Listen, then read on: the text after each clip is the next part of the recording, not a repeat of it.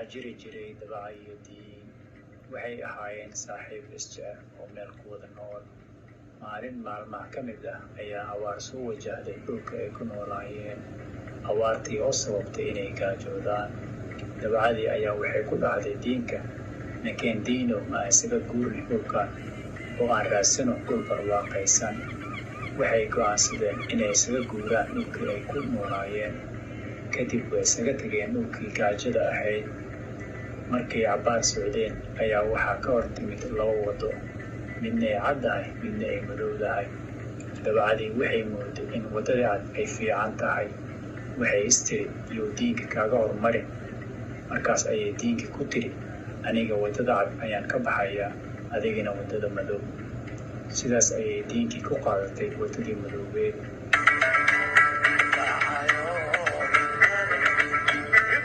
Halka dabacada ay qaadatay waddadii caddeed.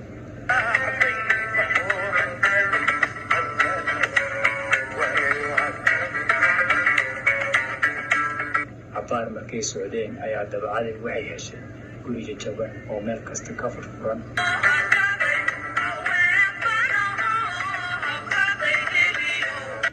Halka diinka uu helay guri cusub oo aad u qurux badan.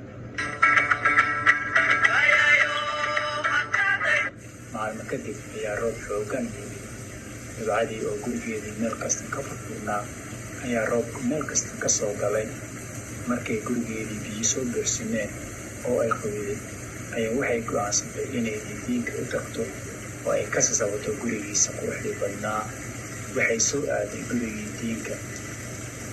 Markay timid ayaa waxay ku dhahday, diinow, gurigeyga kaa fiican, sababtoo ah gurigeyga dhan walba wuu ka furan yahay. Hadduu cadow yimaado dhan kastaan ka bixi karaa, laakiin adiga gurigaaga hal albaab bas ayuu leeyahay. Hadduu albaabka cadow ka soo galo, meel kale aad ka baxsan kartid ma lahan. Diinka wuu ka diiday, wuxuu ku dhahay, kuma bedelaayo gurigeyga. Dabacadii waxay ku tiri diinka, hadduu cadow ku soo weeraro, caawinaad ha i weydiisan. Markii habeen noqotay ayaa dabacadii inay buurta fuushay ay u qeylisay sidii cadowgii oo kale, oo ay ka nixisay diinkii.